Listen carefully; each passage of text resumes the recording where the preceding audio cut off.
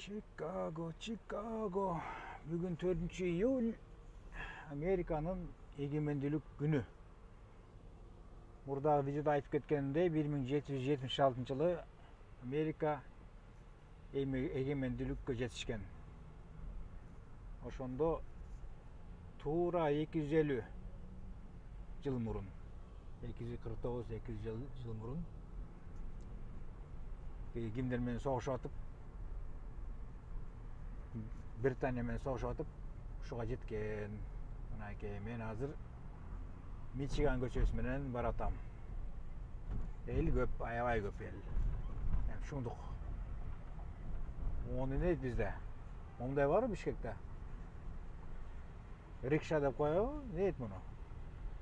Биякта эме дейт. Не дейт эле? Эме акта бир эме узулуп калыптыр. Автобус. Бизде биякта педикеп дейт. Педи деген жана педаль да, кеп дегени кабина. Же болсо такси. Ошол. Мынакей монтип, мону көрдүңөрбү? Бу желек, Американын желегинин бир бурчу көрүнүп турат бу жерде. Азыр ошол жакка бартабыз. Мичиган көчөсү. Азыр тиякта неме бар?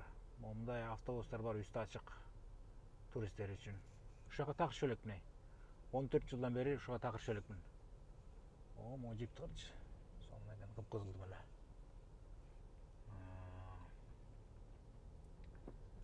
Азыр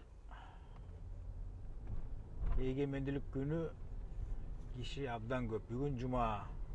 Жума күнү негизи эле көп болот, бирок эгемендүүлүк күнү башкача болот да. Салюттар эми азыр атыла баштаптыр, бирок кеч киргенде аябай катуу атыла баштайт. Мынакей желек.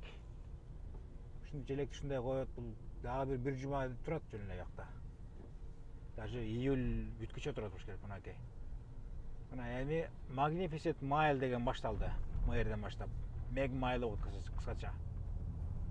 Бареки Chicago Tribune деген илгери чоң бир эме болгон тенеке, гезит. Ошонун эмеси, имараты мындай. Эски канча жыл болду, 100 жылдан ашты го жөн эле. Чикаганын тарыхы аябай кызык. Бул жерде эмне деп турат? Хоп дейт. Эмне болгон Хоп билбейм. Бул жерде ким бар экен? Ким дейт? Jack Brickhouse дейт.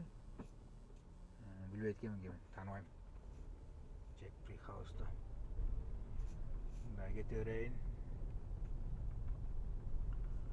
Ошол бул Чикагонун эң чоң көчөлөрүнүн бирөөсү ушул Мичиган деген көчө. Мичиган деп айтышат өздөрү. Ш менен Мичиган. Монтип доставкада жүргөндөр бар. Даже маякта бир аял доставкада жүрөт бакш. Бул деле иммигрант эме. Элдер майранда жүрсө биз иштеп жүрөбүз. Бу жерде өтүп кеттик. Майкл Джордан Steakhouse деген бар болчу, бу жерде өтүп кетенби? Могу деген Intercontinental деген отель. Ошонун эле бир аз тиягында. Мынактан көрүнөт болду экен. Мына. Майкл Джордан Steakhouse көрмөй албадым. Окей.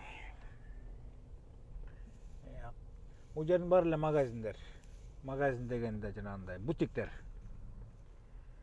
Аябай кымбат. Мынакта Pandora, эмне экен билбейм, алтын сатат дейм. Бизде Pandora деген эме барбы? Гүл саткан Бишкекте. Ошол. Монун баары башкача гүл болчу, болжун баары тюльпан болчу. Курап чыккандан кайра өзгөртүп коюшту. Окей. Бул сонда муну жөө бассаң аябай жакшы. Кыдырсаң. Каяка чейин барат экенбиз. Бара берейинчи мен азыр. Так.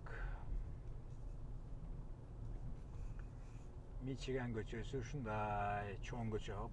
Кызыл кийип калды. Бу жерде бир нерсе көрсөтүп коеюн. Harry Potter Гарри Поттер бар го. Ушунун ачылганына бир 2 ай эле болду. 2 айдын ар жак бери жак болду. Ичинде ушундай жанагы кино бар го, атактуу. Ошого байланыштуу буюмдар сатылат. Ошону чагылдырган, ошону эметкен. Мына көрүңөр, кезек менен турат бу жерге. Могул жерге кириш үчүн кезек менен турушат. Гарри Поттер. Ошол азыр тиерде 1871-жылы Чикагодо аябай чоң өрт болгон. Ошол өрттөн аман калган ушул тегеректе бир имаратка барат. Могул жерде сол жакта бир мунара көрүп атасыңарбы? Ушул мунара Water Tower деп аталат. Water Tower дегени кыргызча отурсок суу мунарасы болуп калабы, Мен ичине кирип көргөм, оң жактагысын, оң жактагысында көрсөтүп кетейин. Мына могул жерде. Көп эме деп ойлойт экен, церковь деп, чиркөө деп. Бирок андай эмес. Ушул жерде ичинде суу иштери башкармалыгы сыяктуу бир нерсе бар экен. Ичинде кирсең, абдан чоң түтүктөр бар экен. Ошондо 1871-жылы болгондо 150 жылдан көп да. 154 жыл болуп калабы? Ол болсо Вестин ар жагы эме дагы бир отель. Могул жерде мисалы үчүн бир чиркөө бар. Могу эски аябай чиркөө. Абдан эски бир чиркөө. Не деген эле аты? Presbyterian Church дейт. Булардын деле эмесин билбейм, айырмасын. Католиктерди билем, анан бул Presbyterian'ди билбейм да. Ушундай. Могул жерде артындагы эмени унутуп калдым ба? Отелдин атын. Эмне? Чикагонун эң бир байыркы, эң бир эски отелдеринин бирөөсү ошол да. Мейманканасы. Мунун артында турган. Онун баары эле дүкөндөр. Аякта Макс Мара турат. Макс Мара. Билбейм эмне экенин. Ошол бүгүн күн жаап башталды. Саат 14го чейин жаады. Андан кийин ачылып кетти окшойт. Могул жерде ар жакка кете турган болсом, эме болуп кетет. Лейкшор деген көчө болуп кетет. Көл жээкти бөлөй кеткен көчө да. Ошонун аты дагы Лейкшор. Көл жээги деп аталат кыргызча отогунда. Могул жакта неме бар? Пляж бар. Көрсөтүп эле коеюн. Элдер же пляж карашат мун баары тең. Могул жерде кийин тартсам болчу экен. Могул жерде Чикагонун мындай бир эң бир бай району ушул жер. Бул жактан жакшы көрүнбөй жатат, азыр бир аз аралап көрөйүн.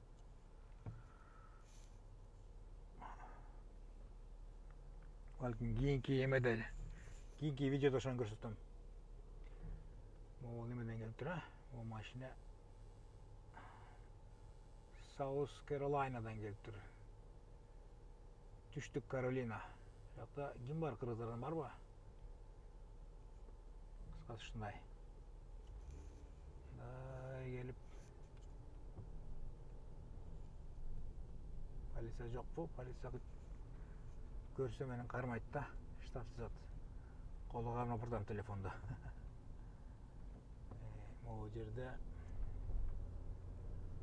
Чикагонун эң бир бай району ушул да. Кийинкисинде ушуну көрсөтөйүн. Бааларын билип берейин. Бу жерден кайранч. Division деген көчө эле эмеси түшүп калыптыр жазуусу. Бир американецтер бир шашпайт да, айнан кайрылганда. Шак кайрылып кетме деген жок да. Ыңгыран турушат да. Айдагандары кыймыл аракеттерди аябай жай. Бир нерсе сурасаң түшүнбөй калышат. Жөнөкөй эле бир нерсе сурасаң. Мындай эмеси башкача да, булардын логикасы аябай башкача. Мына могу үйлөр көрүнүп атабы? Аябай эски үйлөр да булар дагы. Жөн эле 100 жылы бармай буларгачы. Ушулар аябай кымбат. Бардыгы 1 миллион доллардын тегерегинде. То есть жогору 1 миллион и выше дегендей. Ошол мындай кийин тартайын. Азырынча могу жерге келдик. Стейт деген көчө.